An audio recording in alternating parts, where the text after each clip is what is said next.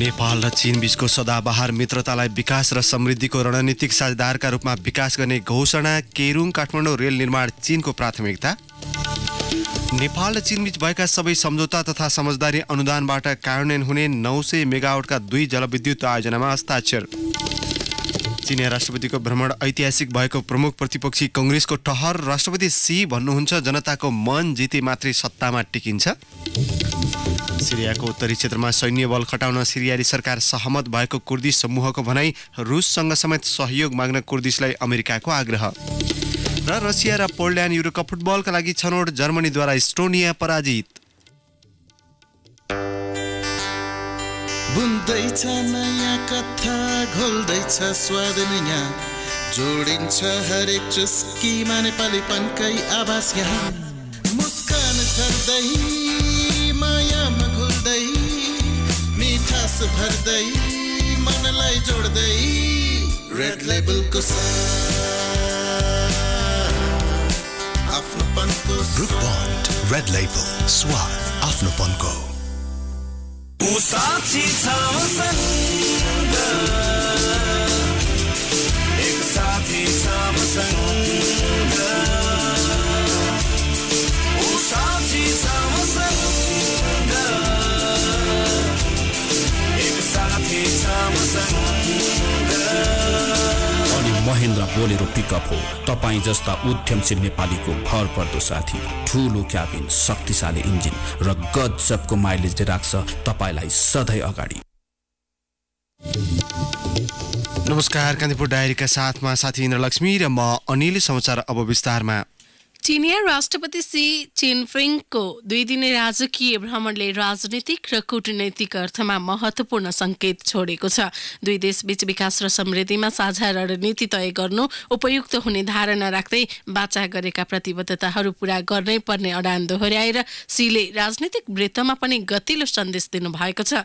सीको भ्रमणपछि हिजो अपराह्न परराष्ट्र मन्त्रालयले जारी गरेको संयुक्त विज्ञप्तिमा नेपाल चीनको द्विपक्षीय सम्बन्ध नयाँ चरणमा प्रवेश गरेको र दुवै देश विकास र समृद्धिको रणनीतिक साझेदार बन्न सक्ने साझा अभिमत व्यक्त गरेको भएको जनाएको छ। साझेदार बन्न सकिने सूत्र भनेर राष्ट्रपति सीले हिमालय वारपार बहुआयामिक सम्पर्क सञ्जालको प्रस्तावनालाई दरिलो रूपमा विभिन्न बहुपक्षीय समझदारी मार्फत अघि बढाउनु भएको छ। पूर्व राजदूत केदार भक्त माथेमाले सी भ्रमणको मूल्याङ्कन सुनाउँदै भन्नुभयो, सबैभन्दा महत्त्वपूर्ण कुरा नेपाल निकै महत्त्वको छिमेकी हो भनेर चीनले बाहिरी विश्वलाई देखाएको छ। कतैबाट पाइने सहयोग रकम अथवा सम्झौताका बुँदा भन्दा पनि आफ्ना लागि नेपाल महत्त्वपूर्ण छ भन्ने चीनको यो सन्देश आफैमा ठूलो कुरा हो। परराष्ट्र मन्त्री प्रदीप गेवालीले राजनीतिक स्थिरतासँगै नेपाल बाहिरी विश्वमा देखिँदै र सुनिँदै गएको उदाहरणका रूपमा चीनिया राष्ट्रपति सीको राजकीय भ्रमणलाई लिन सकिने प्रतिक्रिया दिनुभयो। गेवालीले भन्नुभयो, चीनिया राष्ट्रपतिको भ्रमणसँगै नेपाललाई विकास र समृद्धिको भरपर्दो प्रतिबद्धता प्राप्त भएको छ। अब हामीले प्रतिबद्ध भएर समृद्धिको दिशामा अघि बढ्ने समय आएको छ। सडक, बन्दरगाह, नाका, हवाई सम्पर्क र रेलवे सञ्जाल मार्फत विकास समृद्धिको अभियानलाई अघि बढाउने राष्ट्रपति सीको घोषणालाई तत्कालीन होइन दीर्घकालीन रूपमा अर्थपूर्ण मान्नुपर्ने चीन मामिलाका जानकार मदन रेग्मीले बताउनुभयो। चीनका राष्ट्रपति सी जिनपिङको नेपाल भ्रमणमा भएका सबै सम्झौता तथा समझदारी चीनिया अनुदानबाट कार्यान्वयन हुने भएका छन्। बहुचर्चित केरुङ काठमाडौँ रेलमार्गको सम्भाव्यता अध्ययन, केरुङ काठमाडौँ सुरुङ मार्गसहित सडक निर्माण अघि बढाउने र अन्य प्राविधिक तथा प्रशासनिक सम्झौता अनुदान अन्तर्गत मात्रै रहेको सरकारले जनाएको छ। अर्थमन्त्री युवराज खतिवडाले भन्नुभयो, यो पटक नेपाल चीन बीच भएका सम्झौता कार्यान्वयनको खर्च ऋण अन्तर्गत बजेट हुने छैन। समझदारी तथा सम्झौता भए बाहेक 3.5 बिलियन युएन करिब 56 अर्ब रुपियाँ समेत 3 वर्षभित्रमा अनुदानको रूपमा दिने घोषणा राष्ट्रपति सीले गरेको उहाँले बताउनुभयो। खतिवडाले भन्नुभयो, उहाँले यो रकम नियमित कार्यक्रम अन्तर्गत हो भन्नुभएको छैन। हाम्रो बुझाइमा नियमित भन्दा बाहेकको रकम हो यो। यसलाई नयाँ सहायता रकमका रूपमा हामीले बुझेका छौँ। केरुङ काठमाडौँ रेलमार्गको सम्भाव्यता अध्ययनबारे हिजो समझदारी भए पनि काम सक्ने समय सीमा तोकिएको छैन। अर्थमन्त्री खतिवडाले जटिल प्रकृतिको अध्ययन गर्नुपर्ने भएकाले काम सक्नुपर्ने समय सीमा नतोकिएको उल्लेख गर्नुभयो। कतिवटाले भन्नुभयो तर तत्कालै काम थालिहाल्ने समझदारी भएको छ। जे कुरा बोल्छौँ पूरा गर्छौँ भनेर पटक पटक भन्नुभएको छ। समयमा ढिलाइ हुन्छ भन्ने लाग्दैन। भ्रमण पूर्व यो रेल मार्गको विषयमा विस्तृत परियोजना प्रतिवेदन DPR तयार गर्ने चर्चा थियो। चिनिया पक्षले DPRलाई नै सम्भाव्यता अध्ययन भन्ने भएकाले यही शब्द प्रयोग भएको जनाइएको छ। राष्ट्रपति सी को भ्रमणका अवसर पारेर समझदारी भए अनुसार सुरुङ मार्गको सर्वेक्षण र त्यसपछि निर्माण भए 40 किलोमिटर दूरी छोटिने भएको छ। दुई देशबीचको स्तरीय कनेक्टिभिटीको महत्त्वलाई मनन गर्दै द्विपक्षीय केरुङ काठमाडौँ सुरुङ मार्ग निर्माणका लागि सम्भाव्यता अध्ययनमा सक्रियतापूर्वक समन्वय गर्न सहमत भएका छन्। सडक विभागका महानिर्देशक केशव कुमार शर्माका अनुसार काठमाडौँबाट केरुङ जान अहिले 120 किलोमिटर दूरी पार गर्नुपर्छ। उहाँले भन्नुभयो अहिले चर्चा भएको सुरुङ निर्माण भए बढीमा 80 किलोमिटरमा पुग्न सकिनेछ। सामान बोकेर आवत जावत गर्ने कन्टेनरलाई 8 देखि 10 घण्टा लाग्नेमा त्यसपछि बढीमा 2-4 घण्टामै ओहोरदोहोर गर्न सक्ने अनुमान गरिएको छ। शर्माका अनुसार हाल केरुङ नजिकको नाका पुग्न काठमाडौँ नौबिसे गल्छी त्रिशुली बेत्रावती हुँदै जानुपर्छ। उहाँले भन्नुभयो सुरुङ र त्यसलाई जोड्ने गरी सडक निर्माण भए काठमाडौँ गङ्गबु छहरे बट्टार त्रिशुली बेत्रावती हुँदै जान सकिन्छ। संयुक्त वक्तव्य हिमालय वारपार बहुआयामिक सम्पर्क सञ्जाल नाम दिएर नेपालसँग सहकार्य गर्न अघि बढाइएको चीनले रेल र सडक बाहेकका एजेन्डालाई पनि साझेदारीको सूचीमा राखेको छ। संयुक्त वक्तव्यमा उल्लेखित दुई देशका हवाई कम्पनीहरूलाई प्रोत्साहन गर्ने प्रावधान समेत उल्लेख गरिएको छ। विज्ञप्तिमा भनिएको छ हवाई अधिकार बढाउन दुवै देशका उड्डयन प्राधिकरणले गरेको सहमतिलाई दुवै पक्षले स्वागत गरेका छन्। दुई देशले व्यापारसँग सम्बन्धित विषयमा पनि प्रतिबद्धता जनाएका छन्। नेपालको व्यापार घाटा कम गर्ने ठोस योजना नभए पनि त्यसलाई सहजीकरण गर्न भने पोर्ट सञ्चालनदेखि विभिन्न संयन्त्रहरू निर्माण गरिएका छन्। सुन्तला तथा अमिलोजन्य फलफुल निर्यातका लागि प्रोटोकल सम्झौता पनि भएको छ। संयुक्त विज्ञप्तिमा भनिएको छ व्यापार पर्यटन लगानी उत्पादन क्षमता तथा जनताको जीविकोपार्जन सुधार्ने आर्थिक क्षेत्रमा समझदारी सुदृढ गर्न दुवै पक्ष सहमत भएका छन्। राष्ट्रपति सीले नेपाललाई भूपरिवेष्टितबाट भूजडित मुलुक बनाउन मुख्य माध्यम हिमालय सीमापार रेल हुने उल्लेख गर्नु भएको छ। उहाँले हिजो नेपाली पक्षसँगको द्विपक्षीय वार्तामा लाओसको उदाहरण प्रस्तुत गर्दै यस्तो धारणा राख्नु भएको हो। नेपाल जस्तै भूपरिवेष्टित मुलुक लाओस पनि रेल कनेक्सनका कारण भूजडित बन्ने क्रममा रहेको उहाँको भनाइ थियो। वार्तामा सहभागी एक मन्त्रीका अनुसार राष्ट्रपति सीले केरुङ काठमाडौँ रेल निर्माणको विषय आफ्नो उच्च प्राथमिकतामा रहेको उल्लेख गर्नु भएको थियो। उहाँले नेपालमा रेलको कुरा अब छलफल र बहसको विषय नै नभएको बरु त्यसलाई कसरी ल्याउने भन्नेतर्फ ध्यान केन्द्रित भइरहेको बताउनुभयो। राष्ट्रपति सीले भन्नुभयो अब प्राविधिक रूपमा कसरी ल्याउन सकिन्छ भन्नेतर्फ हामी केन्द्रित हुनुपर्छ। सन् 2016, 2018 र 2019मा रेलको विषयमा छलफल भइसकेकाले अब त्यही आधारमा सम्भाव्यता अध्ययनको चरणमा प्रवेश गरिरहेको उहाँले जानकारी दिनुभयो। दुई देशको संयुक्त विज्ञप्तिमा केरुङ काठमाडौँ रेललाई पोखरा हुँदै लुम्बिनी पुर्याउने सैद्धान्तिक प्रतिबद्धता जनाइएको छ। रेल ल्याउने प्रयासकै लागि यसअघि पूर्व सम्भाव्यता अध्ययन भएको राष्ट्रपति सीले बताउनुभयो। चीनी राष्ट्रपति सी जिनपिङको भ्रमणको अवसर पारेर नेपालको hydro electricity investment and development company HIDCL र चीन सरकारको स्वामित्व रहेको पावर चाइना बीच समझदारी पत्रमा हस्ताक्षर भएको छ। 756 मेगावाटको तमोर र 156 मेगावाटको माडी जलाशययुक्त आयोजना निर्माणका लागि चिनिया कम्पनीसँग समझदारी भएको हो। काठमाडौँमा हिजो आयोजित कार्यक्रमका बीच HIDCL का प्रमुख कार्यकारी अधिकृत छविराज पोखरेल र पावर चाइनाको तर्फबाट पाद देनयुले समझदारी पत्रमा हस्ताक्षर गर्नुभएको छ। सार्वजनिक निजी साझेदारीमा दुवै आयोजना निर्माण गर्ने समझदारी पत्रमा हस्ताक्षर भएको पोखरेलले बताउनुभयो। उहाँका अनुसार दुवै आयोजनाको अध्ययन 2 वर्षभित्र सकेर निर्माणमा जाने समझदारी भएको छ। 756 मेगावाटको तमोर निर्माणका लागि HIDCL र पावर चाइनाको संयुक्त उपक्रम जेबीलाई लगानी बोर्डले अनुमति दिएपछि दुई कम्पनीले समझदारी पत्रमा हस्ताक्षर गरेका छन्। तमोर आयोजनामा नेपाली कम्पनी HIDCL र पावर चाइनाको कति प्रतिशत स्वामित्व रहने र ऋण कसले दिने जस्ता विषय भने टुङ्गिसकेको छैन। गत चैत 15 र 16 गते काठमाडौँमा आयोजित लगानी सम्मेलनका क्रममा सो आयोजनालाई सोकेसका रूपमा राखिएको थियो। यसैबीच चीन सरकारले काठमाडौँ चक्रपथ बाहिरको खानेपानी उत्पादन तथा वितरण प्रणाली सुधारका लागि 1 अर्ब रुपियाँभन्दा बढी सहयोग गर्ने भएको छ।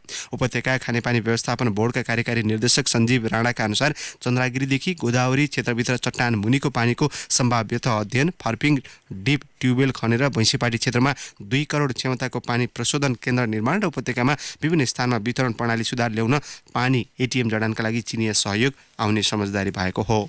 नेपाल चीन सम्झौता समझदारी आदान प्रदानका क्रममा हिजो फौजदारी विषयमा पारस्परिक कानूनी सहायता सम्बन्धी सन्धिको मस्यौदामा पनि हस्ताक्षर गरिएको छ। परराष्ट्र मन्त्री प्रदीप गेवालीका अनुसार अपराधको स्वरूप र आयाम बढेसँगै विभिन्न मुलुकसँग आपसी कानूनी सहायताको संयन्त्र स्थापित गर्दै लैजाने क्रममा चीनसँग पनि कानूनी सहायताको सन्धि गरिएको हो। राष्ट्रपति सीको भ्रमणका अवसरमा सम्पन्न द्विपक्षीय बैठकमा बनेको समझदारी अनुसार कानूनी सहायताका लागि आवश्यक संयन्त्र तयार गर्न प्रारम्भिक सहमति बनेको हो। मन्त्री गेवालीले यो सन्धिका रूपमा आउने भएकाले यसलाई संसदबाट अनुमोदन गर्न जरुरी हुन सक्ने उल्लेख गर्नुभयो।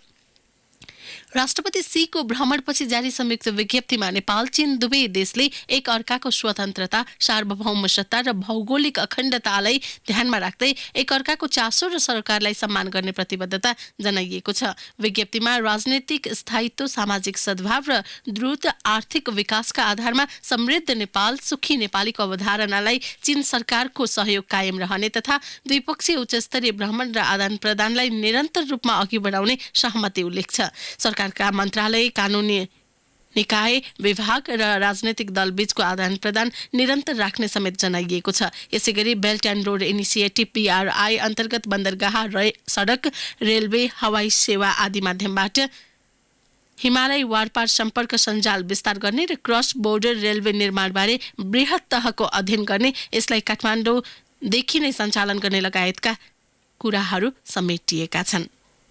कान्तिपुर डायरीमा अब ब्रेकको पालो। कान्तिपुर डायरीमा अब बाँकी प्रसङ्ग। कङ्ग्रेस सभापति शेरबहादुर देउवाले चिनिया राष्ट्रपति सी चिनपिङको 2 दिने नेपाल भ्रमण ऐतिहासिक भएको बताउनु भएको छ। देउवाले 23 वर्षअघि आफू प्रधानमन्त्री छँदा तत्कालीन चिनिया राष्ट्रपति जियाङ जेमिनले गरेको नेपाल भ्रमणको प्रसङ्ग जोड्दै त्यसपछि पुनः भएको राष्ट्रपतिको भ्रमणलाई पार्टीले हार्दिकतापूर्वक स्वागत गरेको बताउनु भयो। कोजाग्रत पूर्णिमाका अवसरमा पार्टीले हिजो आयोजना गरेको चियापन कार्यक्रममा उहाँले राष्ट्रपति सीसँगको भेटमा नेपालको समृद्धिका लागि चिनिया लगानी र आर्थिक साझेदारलाई आफूहरूले स्वागत गर्ने धारणा राखेको उल्लेख गर्नुभयो। आफ्नो पार्टी एक चीन नीतिप्रति प्रतिबद्ध रहने प्रतिबद्धता समेत त्यस क्रममा जनाएको देउवाले बताउनु भयो। उहाँले भन्नुभयो, नेपालको 1 इन्च भूमि चीन विरुद्ध प्रयोग गर्न दिइने छैन। चिनिया राष्ट्रपतिले टोखा, छहरे, सुरुङ मार्ग लगायतका चीनको लगानीमा बन्ने योजनाका बारेमा समेत बताउनु भयो। त्यसको मैले स्वागत गरेँ।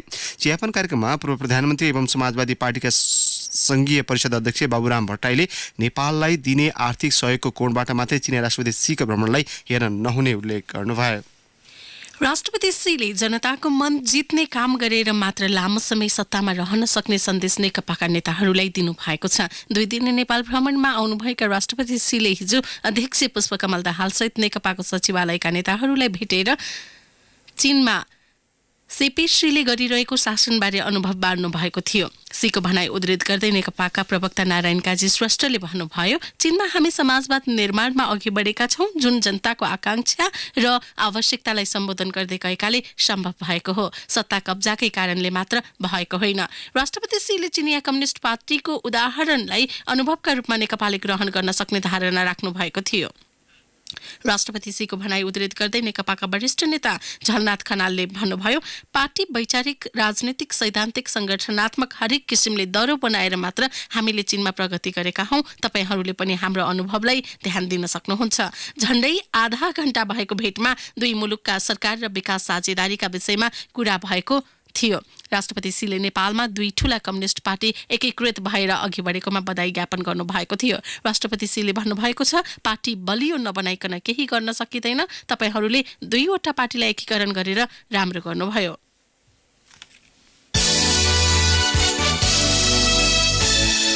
जलवायु परिवर्तनका कारण सगरमाथा सहित अन्य हिमश्रृङ्खला हिउँविहीन बन्दै गएको भन्दै नेपालले अन्तर्राष्ट्रिय समुदायमा चिन्ता व्यक्त गर्न थालेको वर्षौंपछि सबैभन्दा बढी हरितगृह ग्यास उत्सर्जन गर्ने मुलुक चीनका राष्ट्रपति सी चिनपिङले नेपाललाई सहयोग गर्ने घोषणा गर्नुभएको छ। 2 दिने नेपाल भ्रमणका क्रममा आइतबार राति सम्बोधन गर्दै राष्ट्रपति सीले विश्वको सर्वोच्च शिखर सगरमाथा चुमलुङमा सहितका हिमाल जोगाउन तत्परता देखाउने उद्घोष गर्नुभएको हो। नेपाल र चीनबीच भएको 20 बुँदे समझदारी पत्र र 14 बुँदे संयुक्त वक्तव्यमा समेत सगरमाथा चुमलुङमा लगायतका हिमाल संरक्षण गर्न सहकार्य गर्ने बुँदा उल्लेख गरिएको छ।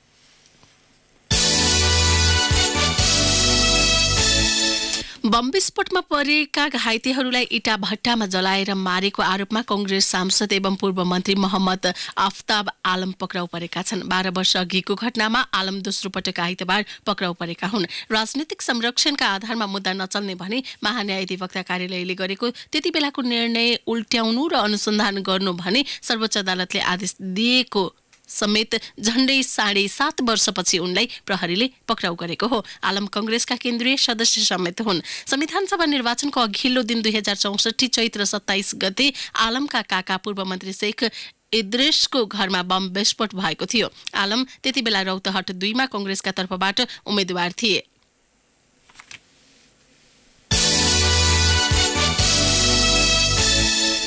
अब केही समाचार संक्षेपमा। नेपाल र भारतका ऊर्जा सचिव स्तरीय संयुक्त निर्देशक समितिको बैठक आजदेखि भारतमा सुरु हुँदैछ। 2 दिनसम्म चल्ने बैठकमा अन्तर्देशीय प्रसारण लाइन, इनर्जी लगायतका विषयमा छलफल हुँदैछ। राष्ट्रपति विद्यादेवी भण्डारी भोलि राजकीय भ्रमणका लागि म्यानमार जानुहुने भएको छ। परराष्ट्र स्रोतका अनुसार राष्ट्रपतिको भ्रमण 3 दिनको हुनेछ। म्यानमारपछि राष्ट्रपति भण्डारी व्यक्तिगत भ्रमणमा जापान जाँदै हुनुहुन्छ। चीनी राष्ट्रपति सी जिनपिङको राजकीय भ्रमण सुरक्षा र कार्यक्रम व्यवस्थापनमा खटिएका सुरक्षाकर्मी र कर्मचारीले खाजा खर्च बापत दैनिक 300 रुपियाँ भत्ता पाउने भएका छन्। र सीमावर्ती बिहार अररिया जिल्लाको भेडियारीमा बिहे गरेर गएकी विराटनगर 11 पिचराकी 22 वर्षीय रञ्जना सहनीको शव फेला परेको छ। 8 महिना अघि गत फागुन 23 मा भेडियारीका 25 वर्षीय भीम बहादुरसँग उनको मागी विवाह भएको थियो। कान्तिपुर डायरीमा फेरि पनि ब्रेकको पालो। ब्रेकपछि अब बाँकी प्रसङ्ग। विभिन्न क्षेत्रका 14 कम्पनीको प्राथमिक तथा थप निष्कासन आइपिओ एफपिओ बजारमा आउँदैछ। तीमध्ये 13 वटा कम्पनीले शेयर निष्कासनका लागि बोर्डमा आवेदन दिएका छन् भने एक जलविद्युत कम्पनीले अनुमति पनि पाइसकेको छ। बोर्डबाट अनुमति पाएपछि ती शेयर बजारमा आउनेछन्। बोर्डबाट अनुमति पाएको 2 महिनाभित्र शेयर निष्कासन गरिसक्नुपर्छ। बोर्डको तथ्याङ्क अनुसार 14 कम्पनीले कुल 4 अर्ब 51 करोड 66 लाख 73,600 रुपियाँ बराबरको 4 करोड 51 लाख 66,736 किता शेयर निष्कासन का लागि बोर्डमा आवेदन दिएका छन्। चीनी राष्ट्रपति सी जिनपिङले 1.5 महिनापछि सुरु हुन लागेको नेपाल भ्रमण वर्ष 2020 लाई मद्दत गर्ने उद्देश्यले आफ्ना नागरिकलाई नेपाल घुम्न उत्प्रेरित गर्ने बताएपछि सरकारवालाहरू उत्साही भएका छन्। राष्ट्रपति विद्यादेवी भण्डारीले शनिबार आयोजना गरेको राजकीय रात्रि भोजमा सीले आफ्ना नागरिकलाई नेपाल घुम्न पठाउने प्रतिबद्धता जनाएपछि उहाँको भ्रमण पर्यटन क्षेत्रका लागि झन महत्त्वपूर्ण भएको पर्यटन मन्त्री योगेश भट्टराईले कान्तिपुरसँग बताउनुभयो। उहाँले भन्नुभयो, भ्रमण वर्ष मनाउने तयारी रहेका बेला उहाँले आफ्ना नागरिकलाई नेपाल घुम्न प्रेरित गर्ने बताउनुले ठूलो महत्त्व राखेको छ। उहाँका अनुसार चीनी राष्ट्रपतिले गौतम बुद्धको जन्मस्थल लुम्बिनीलाई प्रवर्धन गर्न प्रधानमन्त्री केपी शर्मा ओलीसँग प्रतिबद्धता जनाउनु भएको थियो। अब अन्तर्राष्ट्रिय प्रसङ्ग। टर्कीले लगातार आक्रमण गरिरहेको आफ्नो उत्तरी क्षेत्रमा सैन्य बल खटाउन सिरिया सरकार सहमत भएको कुर्दिश समूहले जनाएको छ। टर्कीले गरेको लगातारको आक्रमणको सामना गरिरहेको कुर्दिश समूहले सिरियन सरकार सिरियाको उत्तरी क्षेत्रमा सैन्य बल खटाउन सहमत भएको जनाएको हो। सिरियन सञ्चार माध्यमले समेत सरकारले उत्तरी क्षेत्रमा सेना तैनात गरेको उल्लेख गरेको छ। यसअघि अमेरिकाले कुर्दिश समूहलाई आफ्नो बचाउका लागि अमेरिकाको मुख नताकी सिरिया सरकार र रुससँग मद्दत माग्न आग्रह गरेको थियो। अमेरिकी रक्षा मन्त्री मार्क स्पेयरले भन्नुभयो, सिरिया र रुससँग मद्दत माग्न सक्छन्, अमेरिकाले उनीहरूको बचाउ गर्न सक्दैन।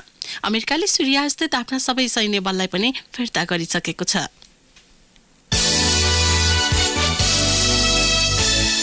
अब एउटा खेल प्रसङ्ग। रसिया र पोल्यान्ड सन् 2020 मा हुने युरोकप फुटबलका लागि छनौट भएका छन्। साइप्रसलाई 5-0 गोल अन्तरले हराउँदै रसिया 2 खेल अगावै युरोकपमा छनौट भएको हो। 8 खेलबाट 21 अङ्क जोडेको रसिया ग्रुप आईको उपविजेता बन्दै युरोकपमा छनौट भएको हो। पहिलो हाफमै 10 खेलाडीमा समेटिएको साइप्रस विरुद्ध 9 मिनेटमा रसियाले अग्रता लिएको थियो। डेनिस चेरिसेभले रसियाको खाता खोलेका थिए। 22औं मिनेटमा मागामेड आजाडोयोभले अग्रता दोबर पारेका थिए। दोस्रो हाफमा आर्तेम डेयाबुआ, अलेक्जेन्डर गोलोभिन र चेरिसेभले गोल गर्दै टोलीलाई फराकिलो जित दिलाएका हुन्। सोही समूहको खेलमा बेल्जियमले काजाकिस्तानलाई 2-0 तथा स्कटल्यान्डले सान मारिनोलाई 6-0 स्तब्ध पारे। बेल्जियम यसअघि नै युरोकपका लागि छनौट भइसकेको छ। ग्रुप जी को खेलमा नर्दर्न म्यासेडोनियालाई 2-0 हराएको पोल्यान्डले पनि युरोकपको टिकट काटेको छ। 8 खेलबाट 19 अङ्कसहित पोल्यान्डले युरोकपमा स्थान सुरक्षित गरेको हो। स्लोभानियालाई 1-0 हराएको अस्ट्रिया पनि युरोकप छनौट नजिक पुगेको छ। अन्य खेलमा जर्मनीले इस्टोनियालाई 3-0, नेदरल्यान्डले बेलारुसलाई 2-1 तथा हंगरीले अजरबैजानलाई 1-0 स्तब्ध पारे। वेल्स र क्रोएसियाले 1-1 बराबरी खेल्दै अङ्क बाँडेका छन्।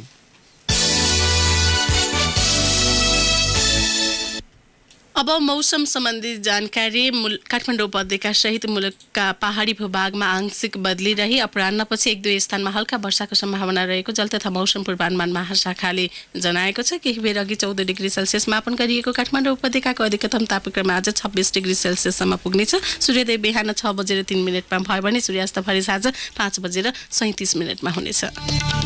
हवस् त प्रसङ्गसहित कान्तिपुर डायरीको यो बुलेटिन अहिलेलाई यहीँ सकिन्छ। हाम्रो अर्को बुलेटिन बिहान 8 बजे डेभलपमेन्ट एन्ड इकोनोमिक्स डायरी हुनेछ। तबसम्मका लागि कान्तिपुर डायरीबाट साथी इन्द्रलक्ष्मी र म अनिल बिदा माग्छौँ। नमस्कार। सूचना र मनोरञ्जनको सम्वाहक रेडियो राष्ट्रको रेडियो कान्तिपुर।